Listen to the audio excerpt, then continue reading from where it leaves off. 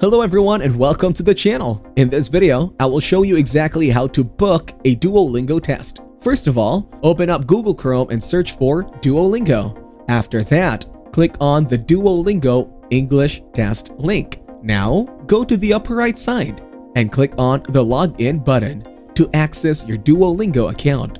Next, click on the Confirm button and then enter your age. After that, choose the option that why you are interested in an English test. Then, click on the Next button. Now, select the country and then click on the Next button. After that, select your plan to take the Duolingo English test. For example, I am choosing the 1 to 3 months option for taking the Duolingo test. Next, select the option for how do you hear about us. Once done, now click on the Submit button at the bottom. After that, click on the Purchase a Test option on the left side.